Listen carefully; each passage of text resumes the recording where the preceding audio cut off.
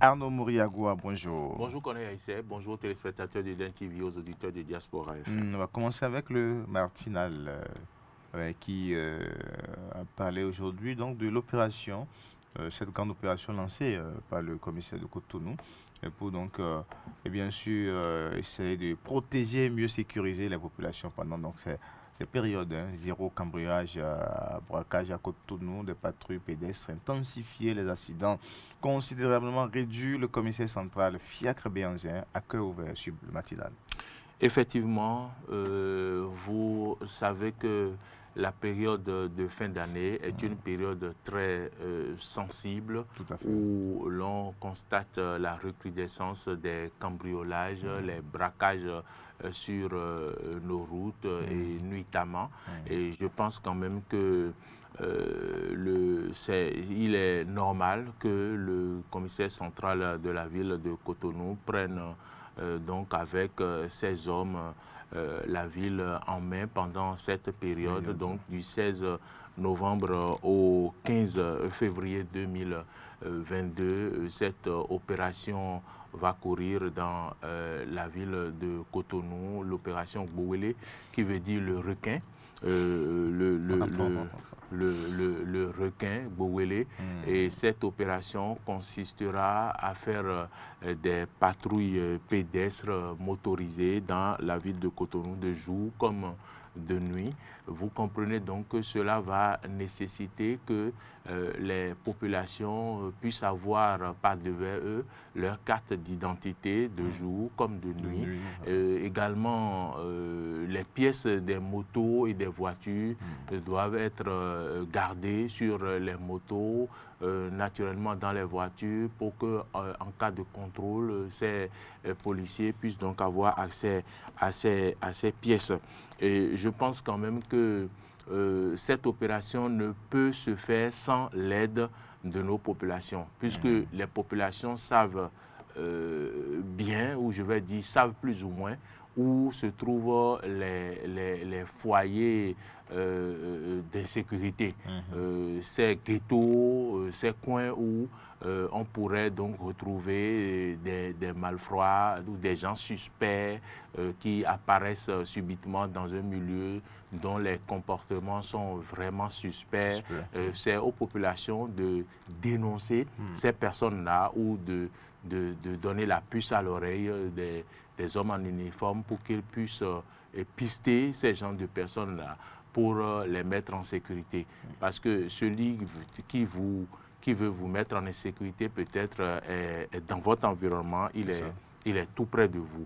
Je pense que cette opération quand même permettra véritablement de sécuriser la ville de Cotonou. Mais quand on nous parle de zéro cambriolage, c'est quand même un souhait, c'est quelque chose vers laquelle on souhaite tendre.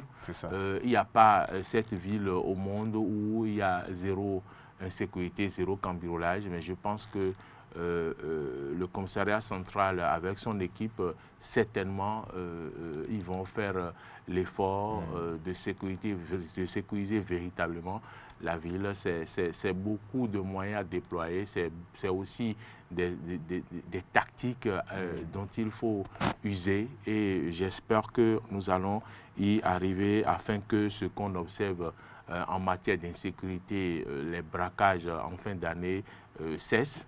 Également, les autres grandes villes du Bénin, comme Boycon, Parakou, Calavi aussi, Calavi, concentration, des stratégies pareilles, des opérations pareilles doivent être menées pour également sécuriser quelque peu les populations. Aussi, la période de fin d'année, c'est la période où les bus en transit vers le nord subissent de braquages. C'est aussi l'occasion, en ce qui concerne une mise en place de sécurité le long du corridor pour que ces patrouilles que nous observons de nuit, qui circulent sur nos routes de temps en temps dans les régions du centre, du nord, puisse continuer de jour comme de nuit, également pour sécuriser le déplacement des personnes et des biens sur nos tronçons. C'est des dispositions à prendre également sur toute l'étendue du territoire national pour le mieux-être des populations qu'on est ici. Et puis j'admire quand même, bien sûr, la police dans les prononciations, les noms accordés donc, à ces opérations. Bouwélé, ça sonne fort. Bouwélé, ça sonne fort quand l'opération Djakbata.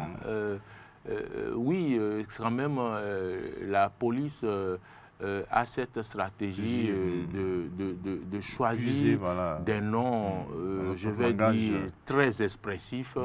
Je ne sais pas si je vais dire, oui, c'est expressif. Je voulais dire éloquent, mais qui traduisent l'engagement, la combativité, qui influence déjà l'ennemi qui voudrait donc se mettre sur la route de ces hommes en uniforme. Donc, c'est très bien. Ce n'est pas au Bénin seul. Vous voyez à l'extérieur, dans les opérations menées par les forces de l'ONU ou les forces françaises et autres, il y a des noms qu'ils attribuent comme opération Barkhane. C'est des significations, ils vont puiser, c'est toute une stratégie. Et puis il y a des spécialistes qui sont là également, qui se basent sur des faits, des éléments pour pouvoir donner un nom à l'opération. En fonction, par exemple, d'un animal qu'on trouve fréquemment dans la zone, dans le pays, on peut, par exemple, donc choisir d'appeler l'opération panthère, léopard ou je ne sais pas. Voilà, c'est comme ça qu'ils attribuent ces noms-là. Bien qu'entendre cela déjà, le hors-la-loi devrait déjà se poser des questions. En tout cas, il devrait se poser des questions et savoir, que ce qui l'attend n'est pas petite affaire comme on le dit chez nous. Les requins sont dans les rues de Cotonou. Les requins sont dans les rues de Cotonou. Au lieu de les attendre en haute mer, les requins sont sortis et seront dans les rues de Cotonou pour la sécurité des populations. Alors, on va passer au quotidien, le meilleur maintenant. Le meilleur le meilleur qui... Un titre sur lequel vous n'avez pas manqué de sourire. Émotion. En tout cas, restitution saine et sauve des merci reliques par la France. Et si on remerciait le général Dodd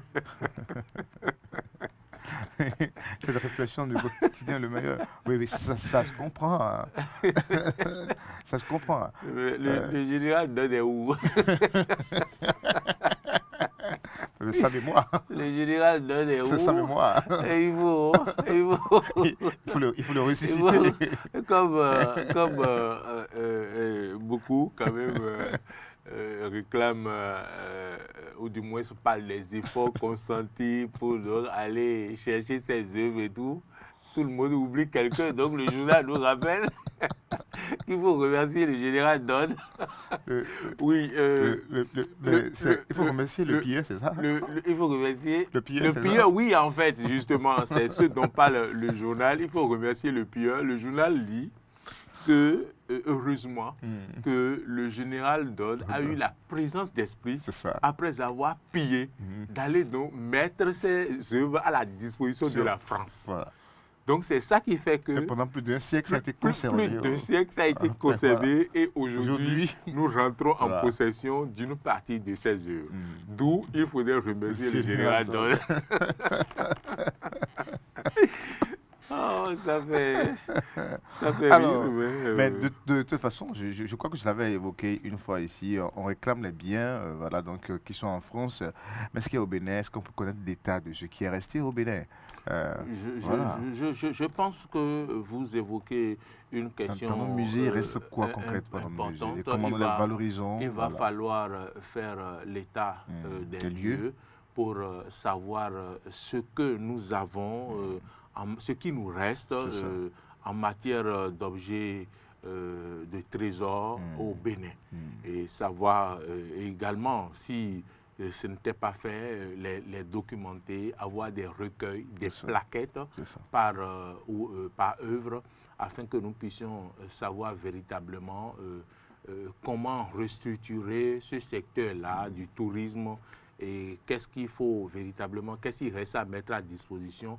Pourquoi pas revoir un peu l'ordre établi pour les visites, actualiser la façon dont on le faisait, revoir un peu, moderniser la procédure pour que nous puissions véritablement être vus comme un vrai pays touristique, moderne, qui puisse satisfaire la curiosité de ces touristes qui viennent visiter notre pays et davantage le faire. Apporter donc ces réformes dans ce secteur pourront également attirer plus de touristes vers le Bénin qui viendront visiter nos musées.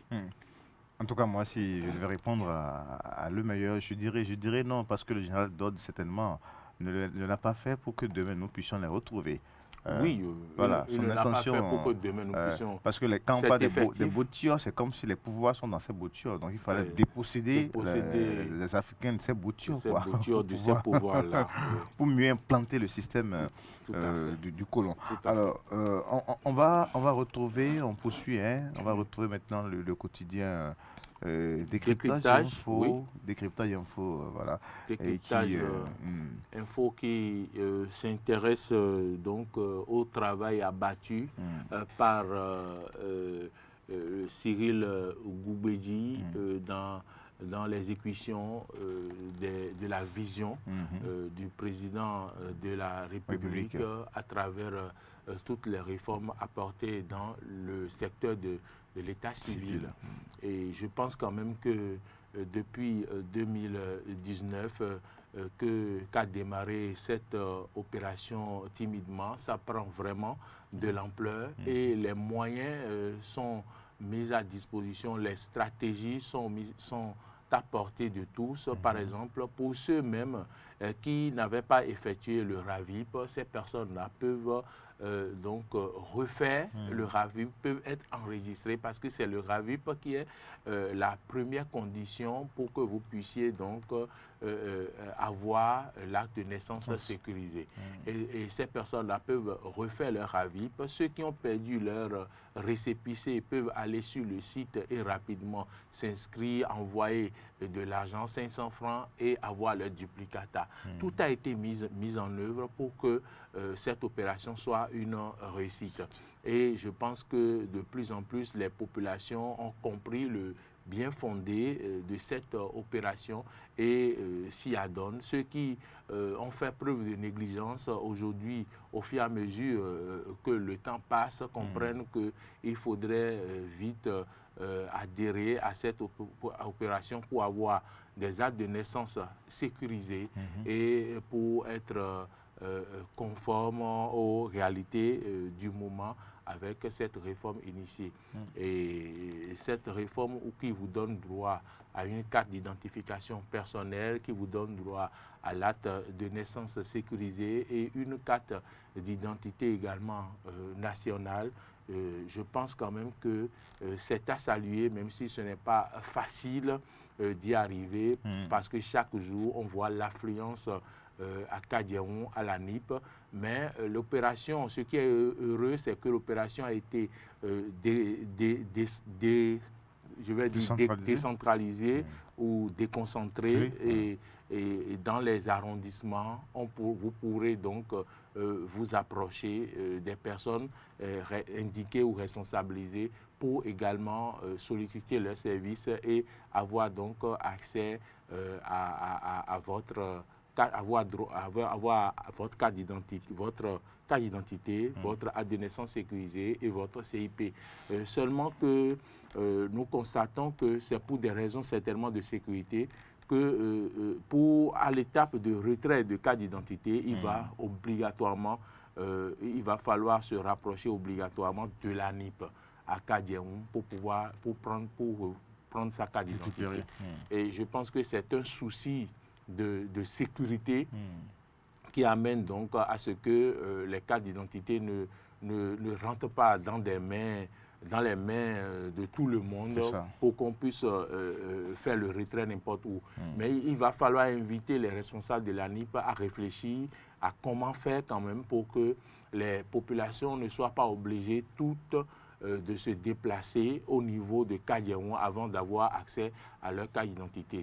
La chose est possible, c'est une question de confiance. Il suffit de responsabiliser des gens à des niveaux donnés dans les communes également pour que ces cartes d'identité-là puissent être en de bonnes mains afin de faciliter aussi la distribution. Parce que c'est vraiment difficile, c'est vraiment éprouvant que de faire de longues files d'attente à Kadiaouan et pour pouvoir pour pouvoir retirer sa carte d'identité. Il faut y penser, c'est bien, ces réformes, c'est à encourager. Il faudrait que M. Dr Goubedji continue sur cette lancée-là pour l'accomplissement de cette mission. Alors, Anou Moriagua, vous restez avec nous pour le débat tout à l'heure. Si donc, entre-temps, le professeur nous rejoignait sur le plateau, ici, bien sûr, le chercheur, hein, bien sûr, Césaire Nianglais, qui sera avec nous pour nous parler, bien sûr, du bambou et ses opportunités.